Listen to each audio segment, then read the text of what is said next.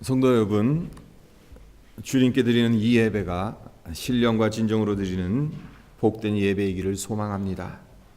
우리 모두 하나님께서 기뻐 받으시는 예배자로 주님 앞에 나아가기를 바랍니다. 로마서 12장 1절에 영적 예배라는 말이 나오지요. 이는 너희가 드릴 영적 예배니라. 우리가 영적 예배를 드리는 것 하나님께서 원하시는 겁니다. 근데 이런 질문이 생깁니다. 영적 예배란 무엇인가? 우리가 일반적으로 생각하고 머릿속에 그리는 영적 예배는 상당히 신비롭고 영적인 모습이기 쉬운데 로마서 12장에서 정의하는 영적 예배는 어떻습니까? 그렇지 않다는 것을 우리가 12장 전체를 읽어보면 발견하게 됩니다. 1절을 다시 보면 그러므로 형제들아 내가 하나님의 모든 자비하심으로 너희를 권하노니 너희 몸을 하나님이 기뻐하시는 거룩한 산 제물로 드리라. 이는 너희가 드릴 영적 예배니라 라고 사도 바울이 말하고 있습니다. 너희 몸을 하나님이 기뻐하시는 거룩한 산 제물로 드리는 것, 이것이 영적 예배인 것입니다. 그렇다면 몸을 거룩한 산 제물로 드린다는 것, 무슨 의미이겠습니까? 불교의 소신 공양처럼 자신의 몸을 스스로 불살라 드리는 것을 말하는 것이겠습니까? 아니면 1년 365일 교회에 살면서 자신의 몸을 교회에 드리라는 것이겠습니까? 그래서 교회에 머무는 시간이 많으면 자신의 몸을 많이 드린 것이고 세상에 머무는 시간이 많으면 자신의 몸을 적게 드린 것이겠습니까? 그렇지 않습니다. 2절을 보시면 하나님의 뜻이 무엇인지 분별하도록 하라고 했습니다. 그리고 3절에서는 믿음의 분량대로 지혜롭게 생각하라고 합니다. 그리고 뒤에 가서 9절부터 보게 되면 뭐뭐 해라 하라 이런 식으로 명령식의 말들이 나오는데 악을 미워하라고 합니다. 선에 속하라고 합니다. 형제를 사랑하여 서로 우애하고 존경하기를 서로 먼저 하라고 합니다. 부지런하여 게으르지 말고 열심을 품고 주를 섬기라고 합니다. 소망 중에 즐거워하고 환난 중에 참으라고 합니다. 기도에 항상 힘쓰라고 하죠. 성도들의 쓸 것을 공급하고 손 대접하기를 힘쓰고 박해하는 자를 축복하고 저주하지 말라고 합니다. 즐거워하는 자들과 함께 즐거워하고 우는 자들과 함께 울라고, 스스로 지혜 있는 척하지 말라고 하면서 악을 악으로 갚지 말고 선한 일을 도모하라고 말합니다. 할 수 있거든 모든 사람과 더불어 화목하라고 사도 바울이 또한 이야기하고 있고, 원수를 친히 갚지 말고 내 원수가 줄이거든 먹이고 목마르거든 마시게 하라고, 악에게 지지 말고 선으로 악을 이기라. 이런 식으로 우리의 몸을 거룩한 산 제물로 드리는 영적 예배가 무엇을 의미하는지를 가르쳐주고 있습니다. 이게 바로 우리가 드릴 영적 예배라는 것입니다. 이 모든 사도 바울의 권면들 쉽게 한마디로 말하자면 무엇이 되겠습니까? 실제적으로 행동하라는 겁니다. 뭔가 신비적이고 영적인 체험이 있고 기적이 일어나고 한 번 기도하면 5시간 6시간 앉아서 기도할 수 있고 3층 천도 왔다 갔다 하는 것이 아니라 삶으로 몸으로 하나님의 말씀에 순종하는 것이 몸을 드리는 것이고, 이것이 바로 영적 예배라는 것입니다. 네, 하나님이 기뻐하시는 거룩한 산제사를 드린다는 것은 이 예배당 안에서 예배 드리는 것뿐만 아니라 삶의 현장에서 하나님이 말씀하시는 대로 몸으로 순종하는 겁니다. 질문 하나 드리겠습니다. 여러분들은 예배 중이십니까?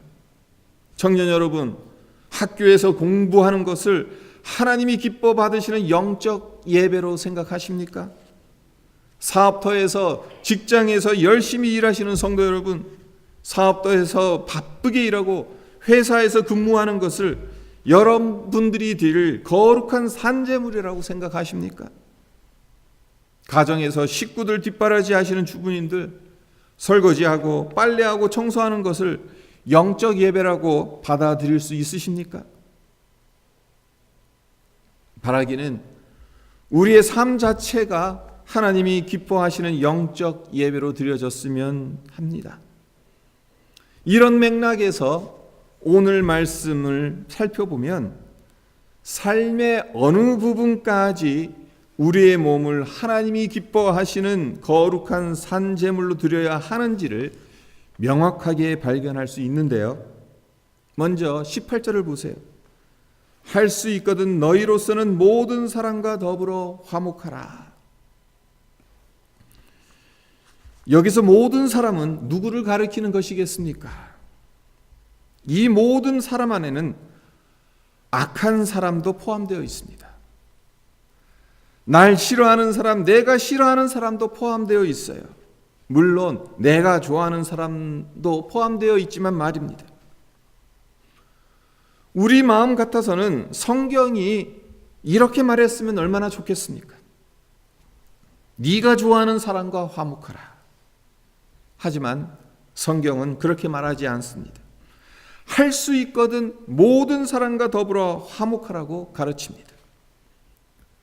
솔직히 이렇게 하는 거 너무 어려운 것 아니겠습니까? 우리가 감당하기에는 너무 힘든 명령이지 않습니까? 선한 사람들, 내가 좋아하는 사람들과 화목하기 위해선 특별하게 훈련받을 필요 없습니다. 좋아하는 사람들과 화목하기 위해서 이를 악물고 결단하고 결심할 필요 없습니다. 이건 자동적으로 되는 거예요. 문제는 나를 싫어하는 사람, 나를 비난하는 사람과 화목하는 겁니다. 나를 아프게 하고 나를 고통스럽게 하는 사람과 화목해야 한다는 겁니다. 내게 손해를 끼치려는 사람과 화목해야 한다는 것, 이건 너무나도 어려운 거예요. 하나님께서 예외 조항을 두셔서 그런 사람들과는 화목 안 해도 된다. 그럼 참 좋겠는데, 악한 사람은 미워하고 선한 사람과는 화목해라. 그러시면 정말 좋겠는데, 예외는커녕 할 수 있거든 너희는 모든 사람과 더불어 화목하라 라고 화목의 범위를 최대한 확대해 놓으셨습니다. 이건 어려워도 너무 어려운 겁니다. 성도 여러분, 성경 여러 곳에서 말씀하시는 것이 있습니다. 악을 피 흘리기까지 싸워 이기라는, 악에게 지지 말고 선한 싸움을 끝까지 싸우라는 것. 이런 말씀을 들을 때마다 우리는 이분법적으로 선과 악 둘로 갈라서 피 터지게 싸워야 한다고 생각하기 쉽습니다. 물론 악에 대해서는 타협하면 안 됩니다. 피 터지게 싸울 각오를 하고 있어야 합니다. 하지만 성경이 악과 싸우라라고 말할 땐 그렇게 말하는 의미는 무조건 싸우라는 것이 아니에요. 악과의 싸움에 대처할 방식이 있다는 것이고 성경은 그 방법을 가르쳐 주고 있습니다. 문제는 대부분의 경우 그 방법을 모른 채 이 약물고 싸우면 다 되는 것으로 알고 있다는 것이 문제입니다. 성경이 제시하는 악과 싸우는 방법은 무엇입니까? 어떻게 악과 싸워야 합니까?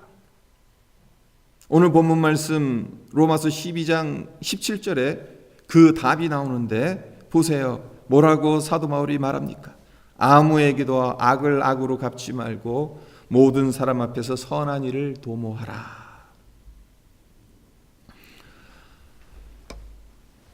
우리 성도들이 악과 싸우는 방법 중에 가장 기본이 되어야 하는 것이 무엇이냐?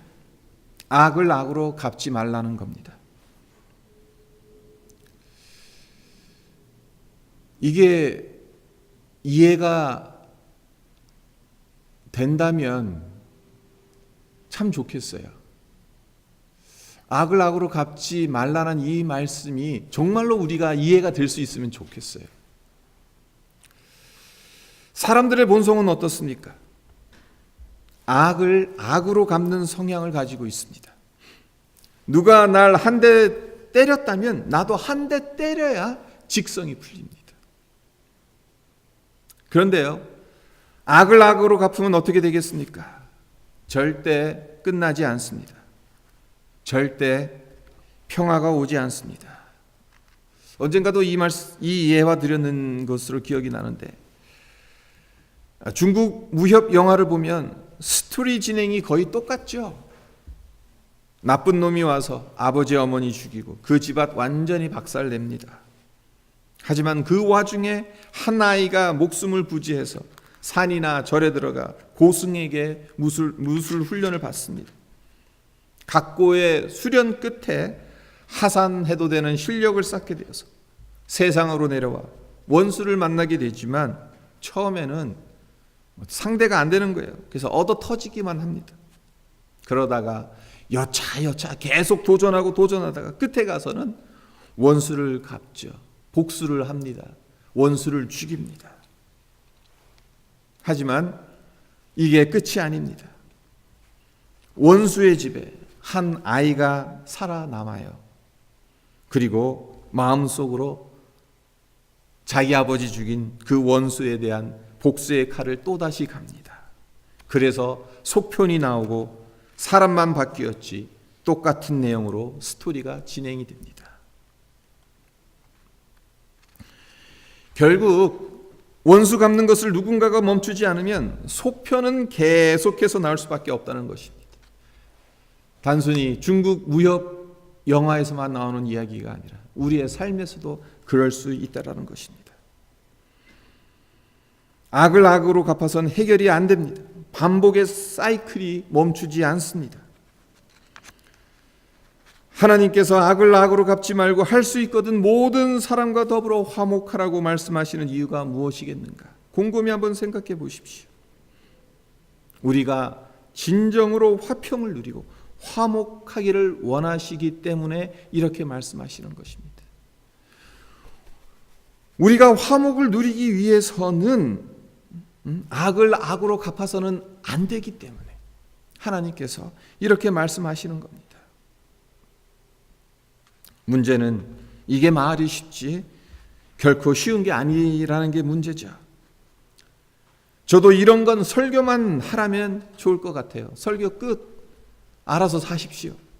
그랬으면 참 좋겠어요. 하지만 저 역시 그렇게 살아가야 하는데 그렇게 살아간다는 것이 너무너무 힘들다는 거죠. 당사자가 아닌 이상 악을 악으로 갚지 말라는 말은 얼마든지 쉽게 할 수 있습니다. 집사님, 마음은 알겠지만 악을 악으로 갚지 말라고 성경이 분명히 말씀하셨잖아요. 악을 악으로 갚으면 끝나지 않아요. 집사님이 믿음으로 용서하고 받아들이면 하나님이 집사님에게 큰 복을 주실 거예요. 남에게 이런 말 할 때는 쉽습니다. 하지만 이게 내 이야기가 되어버리면 귀에 들어오지 않습니다. 받아들이기 결코 쉽지 않습니다. 그렇기 때문에 우리에게 필요한 분이 있어요. 우리 스스로는 이 일을 해결할 수 없습니다. 우리에겐 성령님이 필요합니다. 내 힘으로는 안 되는 것, 내 성향으로는 절대로 용납이 안 되는 것을 성령님께서 우리의 마음을 녹이시고 풀어주시고 위로하셔서 악을 악으로 갚지 않고 화목할 수 있도록 해 주셔야만 하는 겁니다. 어떤 분들은 이렇게 생각하실 수도 있을 겁니다. 아니 목사님, 예수 믿는 게 무슨 죄라고 내가 손해보고 참아야 합니까? 그러면 분통 터지지 않게 마음껏 해보십시오. 해결이 되겠습니까? 그래가지고 해결이 되면 얼마나 좋겠습니까만 해결이 절대로 안 됩니다. 분통 터지지 않는 가장 좋은 방법, 그것은 하나님을 믿고 맡기는 것입니다. 성도 여러분, 여러분들은 하나님을 믿습니까? 하나님의 살아계심을 믿습니까? 하나님이 공의로운 분인 것을 믿으십니까? 하나님께서 악을 징벌하신 분이라는 것을 믿으십니까? 그렇다면 오늘 본문 19절도 믿으시기를 바랍니다. 19절 말씀 사도 바울이 이렇게 말하죠. 내 사랑하는 자들아, 너희가 친히 원수를 갚지 말고 하나님의 진노하심에 맡기라. 기록되었을 때 원수 갚는 것이 내게 있으니 내가 갚으리라고 주께서 말씀하시니라. 원수 갚는 것이 내게 있으니 내가 갚으리라는 하나님, 그 하나님을 믿는 것, 그렇기 때문에 친히 원수를 갚지 않고 하나님의 진노하심에 맡기는 것, 이것이 우리가 드려야 할 영적 예배라는 것을 우리 마음에 새겼으면 합니다. 현실적으로도 우리가 하나님을 믿지 못하면요, 내가 직접 나서서 악을 갚아야 합니다. 그렇죠. 대신해서 나를 힘들게 하고 나를 어렵게 하고 그러한 사람 어떻게 내가 직접 벌을 주든지 복수를 하든지 그렇게 해야 되잖아요. 그러면 어떻게 되냐? 훗날 언젠가는 내가 청산의 대상이 될 수가 있어요. 한국의 정치인들 가만히 보세요. 그 말 했는데 나중에 그 말이 자기에게 부메랑이 돼서 자기 자신이 청산의 대상이 되는 경우가 얼마나 많은지 몰라요. 성경의 가르침은 단호합니다. 원수 갚는 것은 하나님에게 있으니 하나님께 맡기고 우리가 해야 할 일은 악을 악으로 갚지 말고 선한 일을 도모하라는 겁니다. 평생 하나님께 맡겨야 할 것이 몇 가지 있는데요. 그중 하나는 염려, 걱정, 근심, 이런 것들은 하나님께 맡겨야 합니다. 그리고 또 다른 하나는 원수 갚는 것, 이것 역시 하나님께 맡겨야 하는 것입니다. 내가 알아서, 내가 친히, 내가 직접 해서는 안 되는 것입니다. 무조건 하나님께 맡겨야 하는 것입니다. 그런데 오늘 본문 말씀을 보게 되면은 점점 이 세기가, 강도가 강해집니다. 처음에는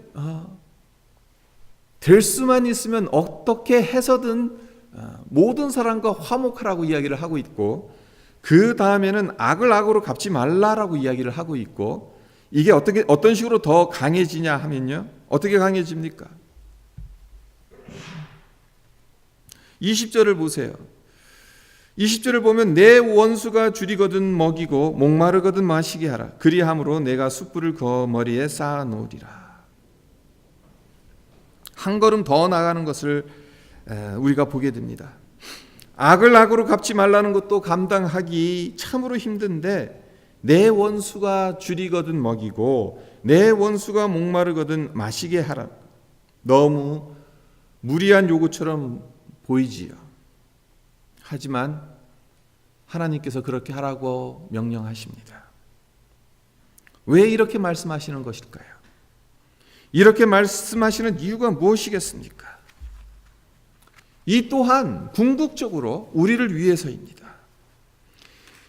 이렇게 해야만 원수로부터 우리가 자유로울 수 있기 때문이에요. 원수를 사랑하기 전까지는 우리는 그 원수와 묶이게 돼요. 어릴 적 운동회에서 2인 삼각 경기를 다들 해보셨죠? 다리 하나를 함께 경기하는 사람의 다리와 묶게 되니까 어떻게 되겠어요? 내 마음대로 못합니다. 자유롭게 움직이지 못해요.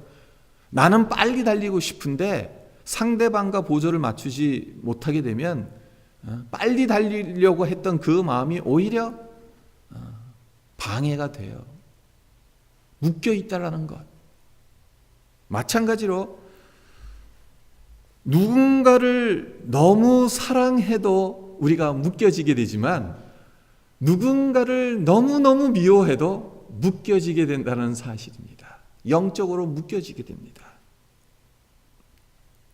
그래서 자유로울 수가 없습니다. 누군가를 미워하고 있는 한 당신이 나를 힘들게 했지, 나를 아프게 했지, 어디 두고 보자, 이런 마음을 품고 있는 한 우리는 평화로울 수가 없습니다. 그리고 더 큰 문제는 묶여 있기 때문에 그 사람에 있는 저주나 나쁜 것이 내게도 흘러 들어올 수 있다는 사실입니다. 참으로 무서운 말씀이지요. 그렇기 때문에 미움을 마음에 품음으로 원수와 영적으로 묶이지 말아야 합니다. 하나님께서 왜 그토록 우리 안에 원수 사랑하라는 이야기, 그런 이야기를 하시느냐 하면 결국 우리를 위해서거든요. 사랑에서 묶인 것을 풀어줘야 한다는 것, 그래야 내가 자유로울 수 있다는 겁니다.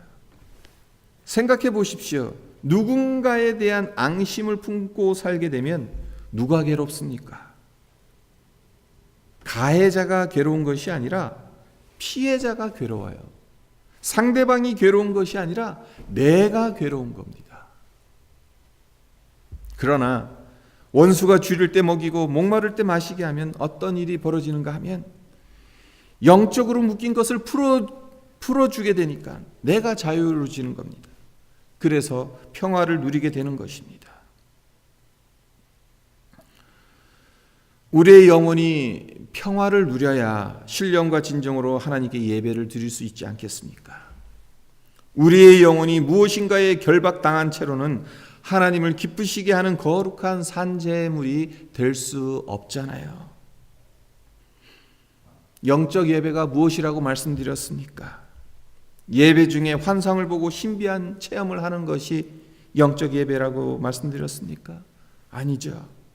삶 속에서 몸으로 하나님의 말씀을 실천하는 것이 영적 예배라고 말씀드렸습니다.